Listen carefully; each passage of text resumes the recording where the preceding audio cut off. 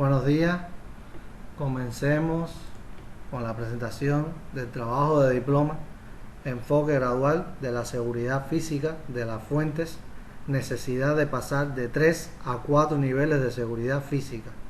El autor, quien les habla, Gabriel de la Fuente Rosales, del Instituto Superior de Tecnologías y Ciencias Aplicadas, Universidad de La Habana, y el tutor, Andrés Enríquez de la Fuente Puch, de la Dirección de Seguridad Nuclear. El sistema clasificatorio de las fuentes radioactivas se recomienda en la Guía de Seguridad RSG 1.9 y las correspondientes medidas de seguridad física a tener en cuenta se listan en la Guía 11G en la revisión 1. El problema que nosotros detectamos en este trabajo es que actualmente existen 5 categorías de fuentes, pero solo 3 niveles de seguridad física. El sistema clasificatorio que establece la guía RSG 1.9 se basa fundamentalmente en el potencial que encierran las fuentes radiactivas de causar efectos deterministas sobre la salud. El sistema se basa entonces en el concepto de fuentes peligrosas, que se cuantifica en términos de valores D.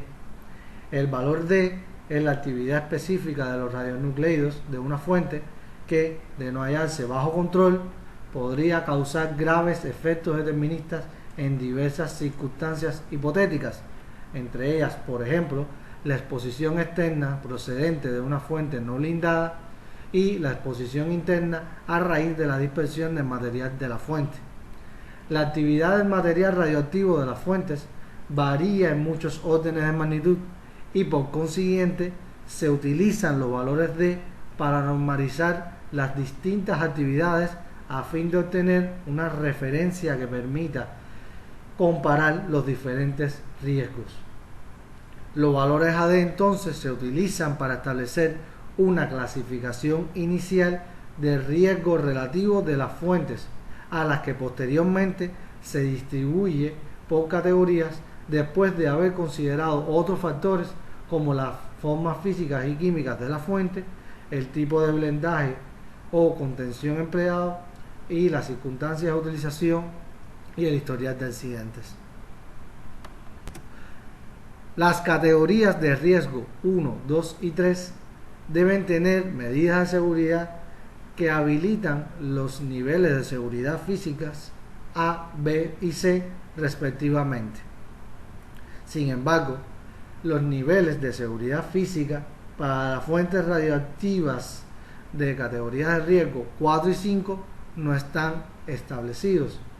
Se supone que las medidas de seguridad establecidas en las normas básicas para cualquier práctica con fuente radiactiva son suficientes.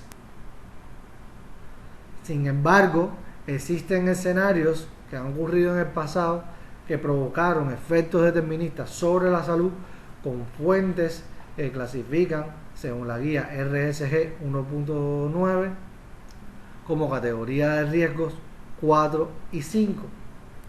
Por ejemplo, citar la ingestión de yodo 131 por consumo de café en un gabinete de medicina nuclear. Por lo tanto, el objetivo de este estudio es profundizar en la necesidad de establecer un nivel de seguridad física D y recomendar las medidas de seguridad física para dicho nivel. Para apoyar esta idea, se ha considerado un posible escenario que consiste en la ocultación de una fuente isotópica en el soporte de la silla en la parte posterior de una persona, como muestra la figura. Como efecto determinista, se consideró una dosis en la médula espinal de un Gray administrada en menos de 6 meses. Este periodo de tiempo es hipotético y escogido como un tiempo razonable antes de que la actividad ilícita sea detectada. El modelo geométrico utilizado para representar este escenario consistió en un maniquí de agua de 20 por 40 por 30 centímetros cúbicos que representa un torso humano, y la fuente puntual se colocó en la superficie. Se calculó la tasa de dosis en agua hasta 7 centímetros de profundidad, que es aproximadamente la profundidad de la médula espinal por Monte Carlo y mediante fórmulas, cálculo teórico aproximado. Especificaciones en el cálculo de Monte Carlo son: las dimensiones del detector fueron 4 por 4 por 80 milímetros cúbicos, el cual se utilizó con bóxeles de 4 por 4 por 20 milímetros cúbicos, o sea, 4 bóxeles a los cuales se le añadió un actor de dosis para poder obtener la tasa de dosis en estos bóxeles, donde el último ocupa la posición aproximada de la médula espinal, que es de nuestro interés.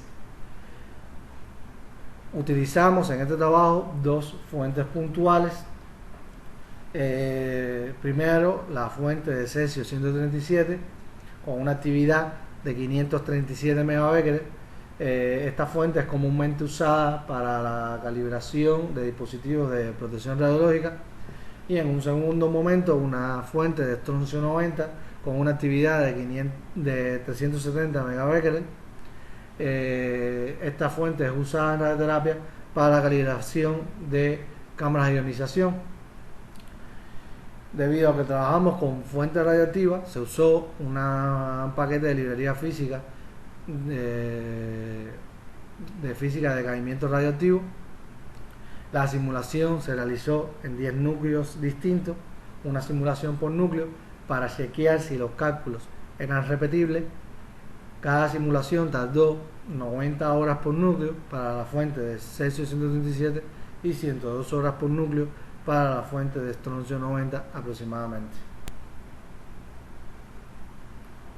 La tasa de dosis en agua puede ser determinada mediante fórmula, como se muestra en la diapositiva, que es sacada de la bibliografía citada.